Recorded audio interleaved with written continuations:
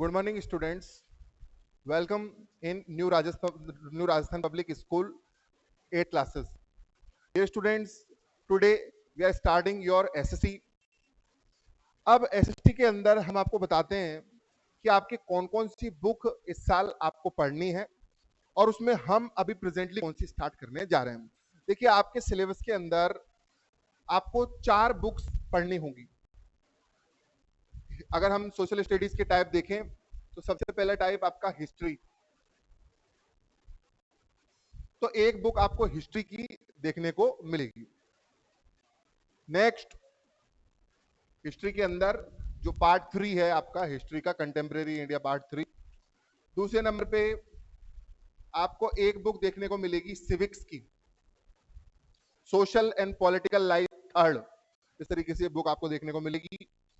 तीसरा आपका जो बुक है वो है रिसोर्सेज एंड डेवलपमेंट, और ये बुक आपके 2 सब्जेक्ट्स को मिक्स करके बनी है, इकोनॉमी प्लस ज्योग्राफी। और फोर्थ बुक आपको दिस ईयर पढ़ने को जो मिलेगी वो है राजस्थान स्टडीज।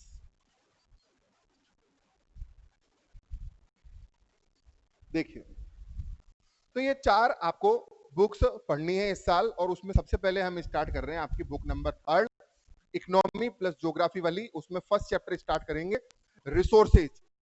अब मैं आपको इधर बताऊं कि आपको होमवर्क कैसे करना है और कॉपीज कितनी बनानी है। तो आप इकोनॉमी और ज्योग्राफी की एक कॉपी बना लें, कॉमन कॉपी, और हिस्ट्री और सिविक्स की एक कॉपी बना लें, और दोनों कॉपी मोटी वाली साइज में जो बड़ी होती है, बड़ी कॉपी बनाएं, लगभग 200-250 पेज की आप ये कॉपी बना लें, और A4 साइज की। इसके अलावा एक क्लास कॉपी बना लें आप, छोटी सी रफ कॉपी। उसके अंदर आप क्या करेंगे, जो भी चीजें मैं आपको पढ़ा रहा हूं बोर्ड पे, नोट्स, एक्स्ट्रा क्वेश्चन, वो सारी चीजें आप उसमें अपडेट कर लें, और जो आपके एक्सरसाइजेज हैं, बुक के पीछे के क्वेश्चन है, वो आपको इन कॉपीज के अंदर करने हैं। तो ऑफलाइन क्लास के बाद ये ऑनलाइन क्लास के बाद ऑफलाइन क्लास में हम जब भी मिलेंगे तो वो आपको होमवर्क चेक होगा, जो भी हम आपको क्वेश्चन आंसर वगैरह सब करवा देंगे। उसके अंदर आपके क्वेश्चन आंसर तो होंगे ही, साथ में जो मैं एक्स्ट्रा वर्क आपको क्लास कॉपी में करवा रहा हूँ, ये भी मुझको उस कॉपी के अंदर आपका अपडेट चाहिए।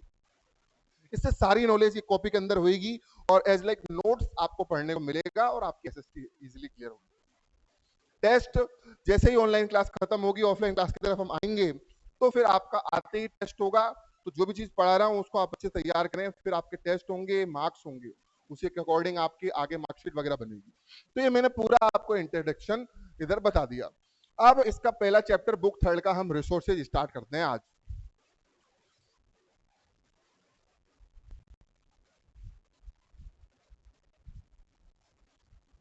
सबसे पहले इस टॉपिक का कोई भी चीज पढ़ते हैं तो उसके बारे में जान लेते हैं कि इसका मतलब क्या है। देखिए, इंट्रोडक्शन इसका हम सबसे पहले पढ़ते हैं। इंट्रोडक्शन का मतलब ये चीज क्या है। देखिए, सबसे पहले इस टॉपिक का जो नाम है रिसोर्सेज, तो हमको यहां ये समझना है कि रिसोर्सेज का मतलब क्या है। देखिए, रिसोर्सेज मैंने थोड़ा सा गैप लेके बोला है, इसका मतलब 2 वर्ड्स को मिला के ये बना है।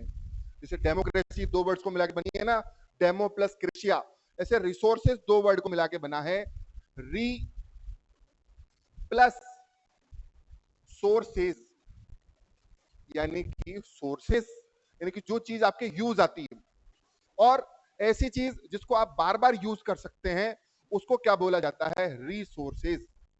अब यानी कि अगर आपको इसकी डेफिनेशन लिखनी है तो आप क्या डेफिनेशन लिखेंगे, अ थिंग और a source which is used many times again and again, that is known as resources. उसको आप क्या बोलोगे, रिसोर्सेज।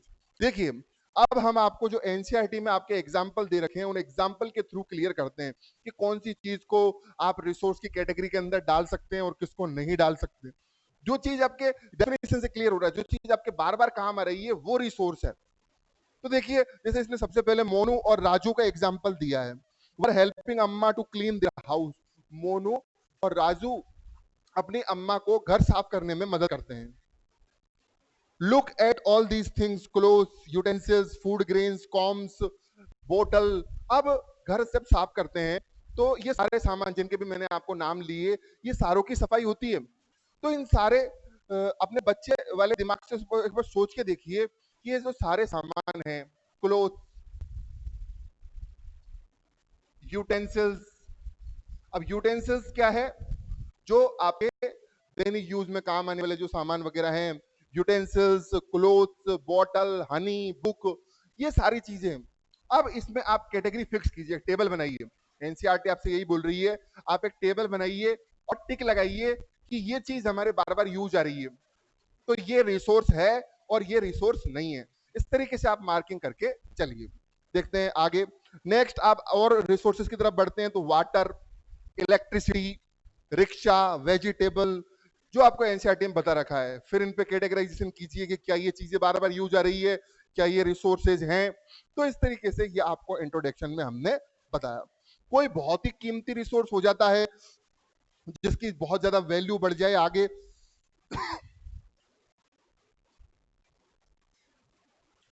तो उसका फिर वो व्यक्ति, वो पर्सन क्या करवा लेता है? पेटेंट। तो इधर एक इंपॉर्टेंट टर्म और हम आपको क्लियर करके चले, पेटेंट, जो इसमें साइड में दे रखा है कि भाई पेटेंट का मतलब क्या है। देखिए पेटेंट की अगर एक एक्यूरेट डेफिनेशन हम बनाएं, it means the executive right over any idea, the executive right on any idea. कोई एक नया आइडिया, कोई एक नई चीज, कोई एक नया प्रोडक्ट जो आपने जनरेट किया और आप कहते हैं कि ये मैंने तैयार किया है, उसके ऊपर आप एक अपना राइट प्रूव करते हैं, एक अधिकार सिद्ध करते हैं, तो फिर वो हो जाता है आपका पेटेंट। पेटेंट देखिए किस कंडीशन में करवाना पड़ता है। मान लो अभी कोरोना का टाइम चल रहा है, तो कोरोना के टाइम पे अभी कोई दवा मान लो भारत ने बना दी और वो कोरोना की वैक्सीन के रूप में अगर काम कर रही है, तो फिर भारत उस दवा का पेटेंट करवा लेगा ताकि दूसरा कंट्री ये ना कह सके कि ये दवा मैंने भी बना ली है। भारत अपना ये पेटेंट करवा लेगा कि ये दवा हमने बनाई है, इस पे हमारा राइट बनता है। तो ये पेटेंट होते हैं कई, जो कई स्पेशल रिसोर्सेज होते हैं जो कि बहुत ही यूजफुल होते हैं, उनके लिए फिर पेटेंट वाली प्रक्रिया, प्रोसेस शुरू होती है। नेक्स्ट आगे बढ़ते हैं। अब रिसोर्सेज क्या होते हैं, रिसोर्सेज को हम कैसे लिस्ट बना के पहचानेंगे, कैसे सिग्निफाई करेंगे, पेटेंट क्या होता है, ये इंट्रोडक्शन के अंदर हमने आपको बता दिया। अब आगे हम आपको बताएंगे कि ये रिसोर्सेज कितने टाइप के होते हैं, इनका क्लासिफिकेशन किस किस चीज के अकॉर्डिंग हुआ है, और कौन कौन से रिसोर्स की क्या डेफिनेशन है, उसके क्या एग्जांपल्स है। ये सारी चीजें हम अब डीप डाउन जाके समझते हैं।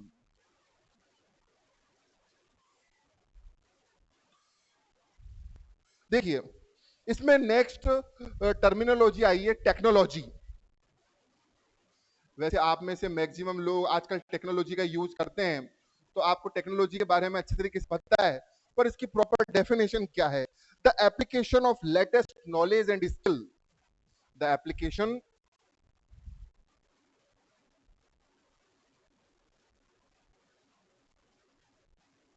ऑफ लेटेस्ट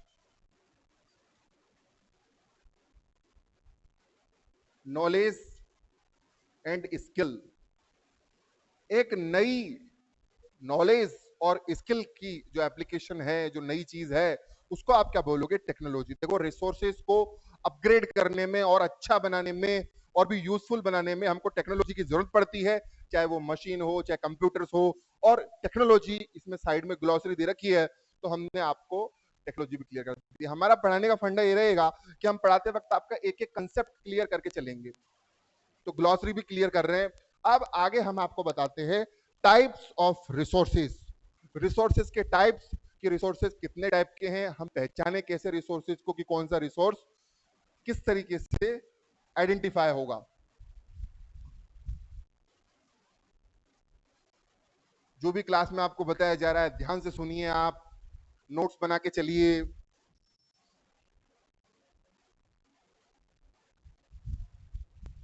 नेक्स्ट देखिएगा, types of resources is our next heading after the definition of it.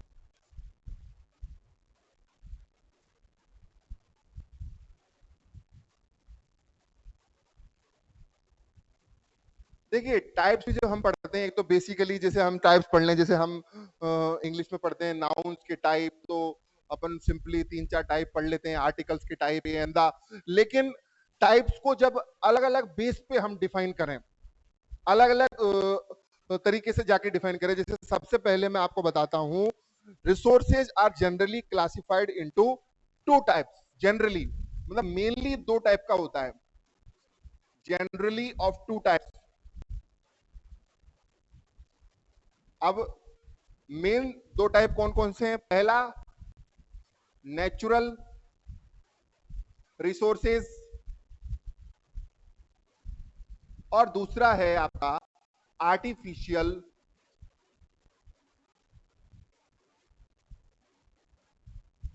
Resources. और आर्टिफिशियल रिसोर्सेज को आप मेन मेड भी बोल सकते हैं, मानव निर्मित या कृत्रिम। जो मनुष्य जो इंसान बनाए वो तो होता है मैन मेड या आर्टिफिशियल, और जो आपको नेचर से ऑलरेडी गेट हो, प्राप्त हो, उसको बोलते हैं आप नेचुरल। फॉर एग्जाम्पल जैसे आपकी एयर, वाटर, सॉइल, ये सारी चीजें जो आपको नेचर से मिल रही है, आपको ये बनानी नहीं पड़ रही, तो ये कौन सा रिसोर्स हो गया? नेचुरल। और रिसोर्स तो है ऑब्वियसली, बार बार काम आती है चीजें। और आर्टिफिशियल यानी कि जो खुद से आपने तैयार की, जैसे मान लो आपने कोई रोबोट तैयार किया, कोई मशीन तैयार की, कोई डिवाइस तैयार किया, तो वो कौन सा रिसोर्स हो जाएगा? आपका आर्टिफिशियल। तो ये तो बेसिकली दो टाइप के होते हैं। नेक्स्ट हम आगे आपको बताएं तो इन रिसोर्सेज के अंदर भी नेचुरल रिसोर्सेज दो टाइप के होते हैं मेनली। देखिए आप, नेचुरल रिसोर्सेज बेसिकली दो टाइप के होते हैं शुरू में।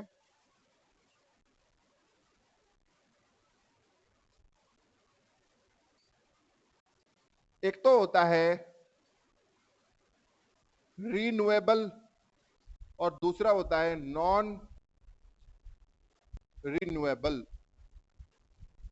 रीन्यूएबल का मतलब जिसको बार बार नया बनाया जा सके, एक बार यूज करके फिर उसके अंदर कोई ना कोई प्रोसेस करके, रिसाइकलिंग करके उसको हम रीयूज कर सकें, तो वो तो होता है रीन्यूएबल। और जिसको हम बार बार यूज ना कर सकें, एक बार यूज हुआ और उसके बाद फिनिश, तो फिर उसको आप बोलोगे नॉन रिन्यूएबल। तो दोनों की अगर डेफिनेशन आ जाए तो आप किस तरीके से लिखेंगे? ए resource which can be used again and again. अगर एक रिसोर्स को हम बार बार यूज कर सकते हैं then it is renewable, and a resource which is not used many times again and again, that is known as non renewable resource. For example जैसे आप अगर रिन्यूएबल की बात करेंगे तो रिन्यूएबल के अंदर कौन कौन सी चीजें आएंगी आपकी? जैसे कि आपका वाटर है, सोलर एनर्जी है, सोलर एनर्जी को आप बार बार यूज कर सकते हैं, विंड एनर्जी को आप बार बार यूज कर सकते हैं। लेकिन नॉन रिन्यूएबल में जैसे पेट्रोल, पेट्रोल लिमिटेड है, पेट्रोल ज्यादा नहीं है अर्थ पे, तो पेट्रोल आपका नॉन रिन्यूएबल हो गया। और पेट्रोल की तरह कोल, जैसे देखिए आप इसके अंदर मैंने आपको बताया सोलर एनर्जी, विंड एनर्जी, ऐसी चीजें जो कभी समाप्त ना हो, जो बार बार यूज की जा सकती है। और नॉन रिन्यूएबल जैसे कि पेट्रोल है, पेट्रोल आपने एक बार यूज कर लिया तो फिनिश, अब आप उसको बार बार यूज नहीं कर सकते कि पेट्रोल को। कोल, ऐसे जितने भी आपके फ्यूल्स वगैरह और सारी चीजें हैं जिनको आप सिर्फ एक ही बार यूज कर सकते हैं। वाटर रिन्यूएबल के अंदर ही था, लेकिन अब धीरे धीरे जो वाटर की कमी होती जा रही है, इस वजह से वाटर आपका अब नॉन रिन्यूएबल में भी आ सकता है आगे जाके। नेक्स्ट ह्यूमन मेड रिसोर्सेज, तो मैं आपको पहले ही बता चुका हूं कि टेक्नोलॉजी की हेल्प से, मशीन्स की हेल्प से, जो इंसान खुद बनाए, हम जैसे लोग खुद उसको डेवलप करें, कोई मशीन, कोई एपरेटस, कोई डिवाइस, तो उसको आप क्या बोलोगे? Artificial resource. जैसे कार, कार के इसके अंदर आप एग्जांपल ले सकते हो, मशीन, टेक्नोलॉजी, एप्स, ऐप बनाते हैं ना आप मोबाइल पे, तो ये सारी की सारी चीजें क्या हो गई? आपके आर्टिफिशियल रिसोर्स। नेक्स्ट आगे बढ़ते हैं। देखिए अब आपके एनसीईआरटी में एग्जांपल्स के साथ में बता रखा है। ग्लॉसरी, इससे रिलेटेड कुछ हमारी ग्लॉसरीज भी है। एक ग्लॉसरी उसने दे रखी है stock of resources, stock of resources. जब आपके पास में किसी वर्क को करने के लिए, किसी काम को करने के लिए रिसोर्सेज का बहुत बड़ा खजाना हो, बहुत सारा रिसोर्सेज आपके पास में पड़ा हुआ हो, तो उसको आप क्या बोलोगे? Stock of resources. When a huge quantity of resources is available, then it is known as stock of resources. Next, इसके बाद में बहुत इंपॉर्टेंट एक टॉपिक है छोटा सा, वो आप समझिए।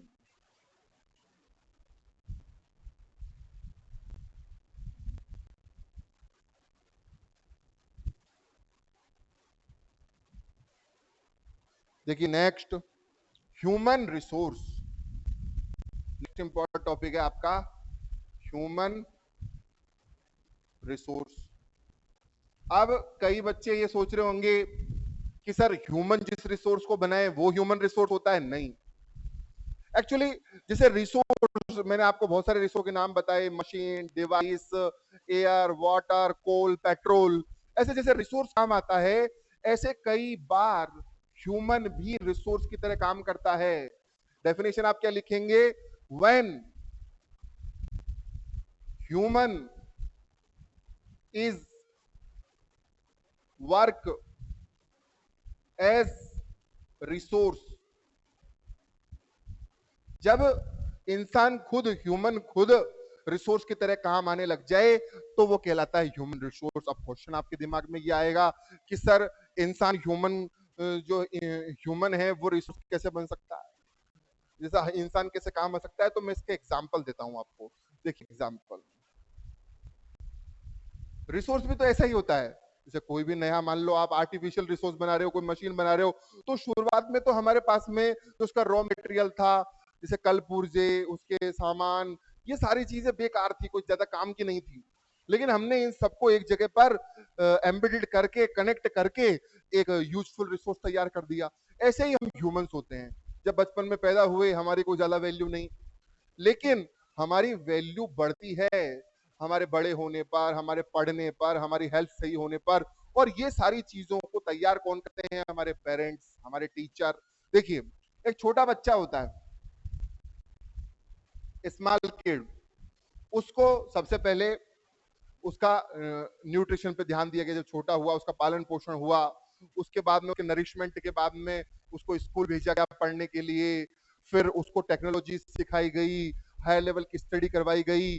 मान लो किसी को डॉक्टर की डायरेक्शन में भेजा गया, किसी को इंजीनियर, किसी को टीचर, उसको एक पर्टिकुलर स्किल सिखाई गई।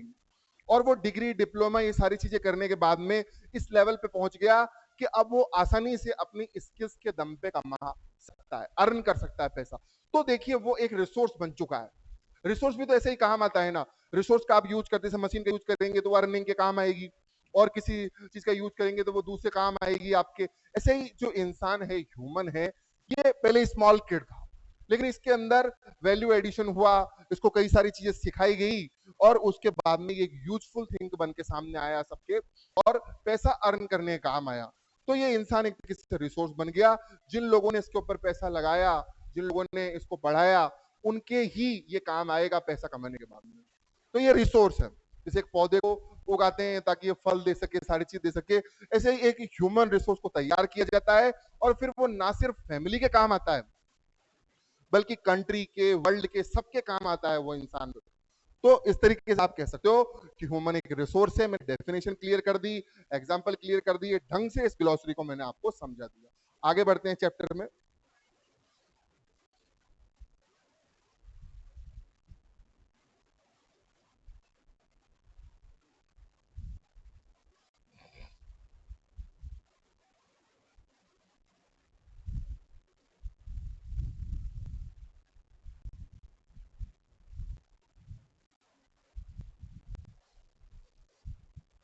नेक्स्ट,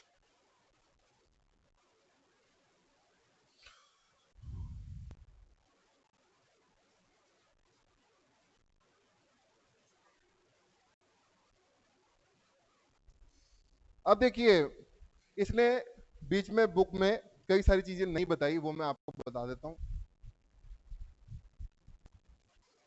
कुछ रिसोर्सेज के टाइप और होते हैं, जैसे एक होता है आपका रियल रिसोर्स,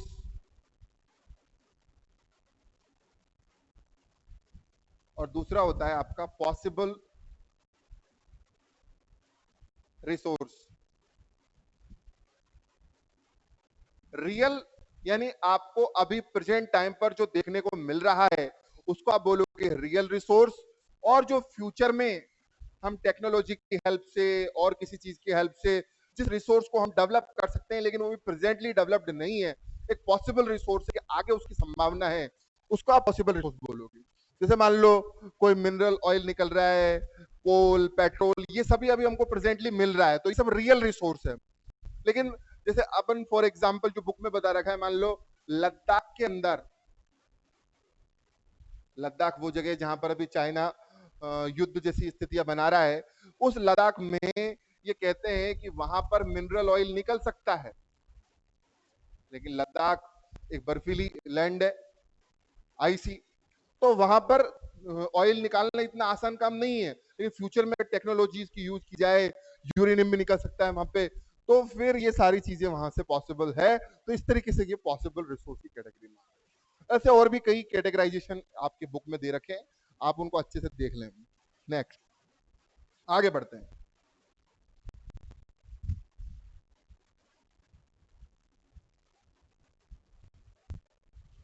नेक्स्ट आपका इंपॉर्टेंट टॉपिक है कंजर्वेशन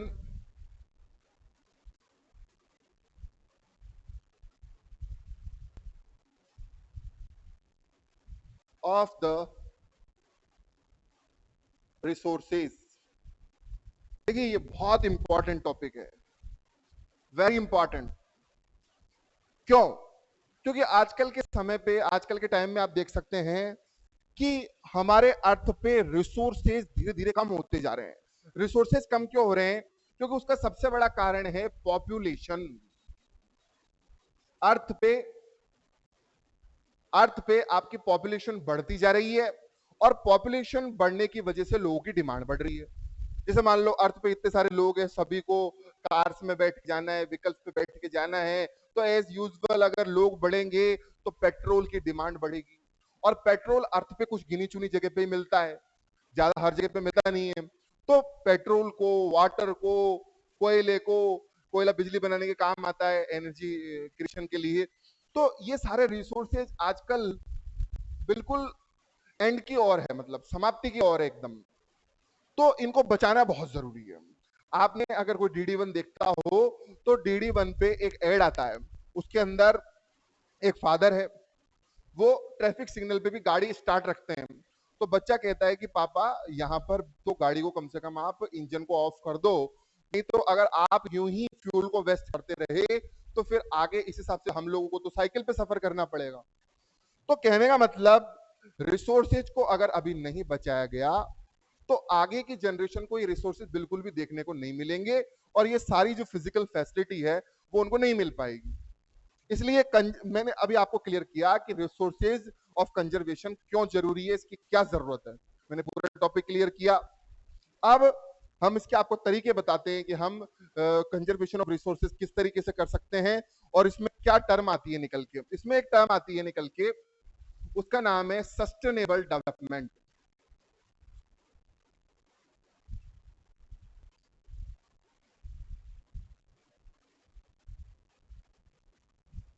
देखिए, सस्टेनेबल डेवलपमेंट एक ऐसा डेवलपमेंट जिसके अंदर प्रेजेंट जनरेशन है उसका तो फायदा हो ही, और वो आगे की फ्यूचर जनरेशन के लिए भी रिसोर्सेज और ये सारी चीजें छोड़ के जाए और उनका भी बेनिफिट हो। यानी एक डेफिनेशन अगर हम इसकी बनाए, डेफिनेशन बनेगी a development which is useful for present generation and for future generation, that is known as sustainable development.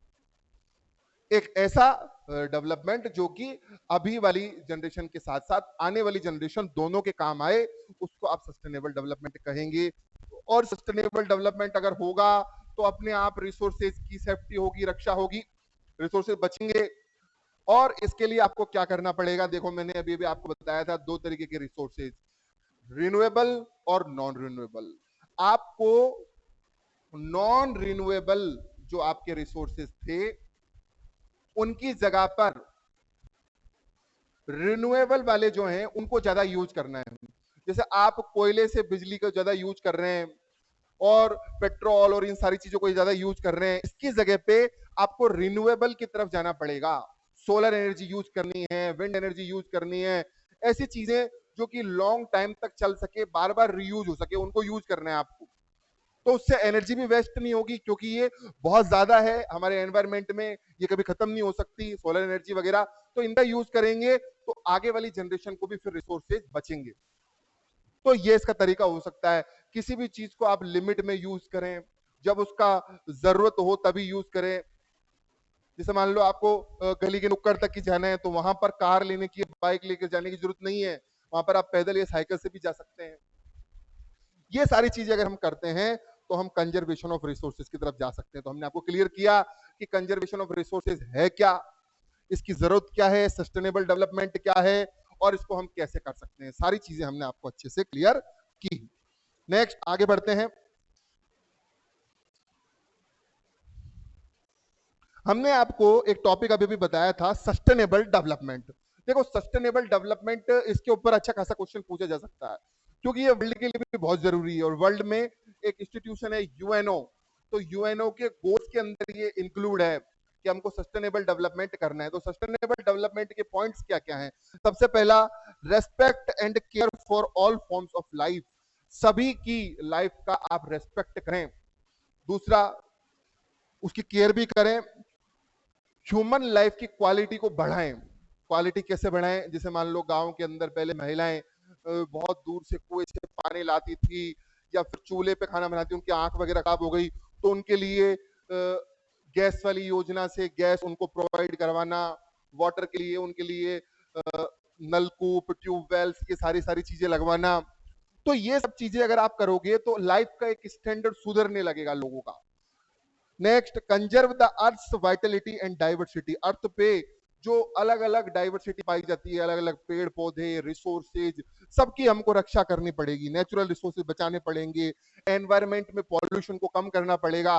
अगर ये सारी चीजें आप कर पाते हैं तो that is known as sustainable development. तो उसको आप सस्टेनेबल डेवलपमेंट बोल सकते हैं।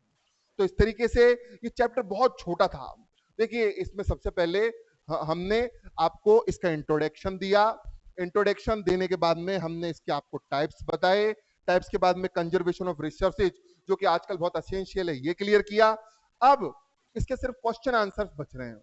तो आज की क्लास जो है इसमें हमने ये सब आपको बताया। नेक्स्ट क्लास में सबसे पहले इसके क्वेश्चन आंसर डिस्कस करेंगे, और उसके बाद में हम नेक्स्ट चैप्टर की तरफ बढ़ेंगे, उसका इंट्रोडक्शन वगैरह देंगे। तो आप ये जो पढ़ा है इसको क्लास कॉपी में नोट करने के साथ लर्न भी कर लें। जब आप ऑफलाइन क्लास में आएंगे तो आते ही आपका टेस्ट होगा, और कॉपीज में उसी तरीके से नोट करके चलना है जो मैंने आपको पैटर्न बताया था। आज के लिए इतना ही काफी है। Thank you very much.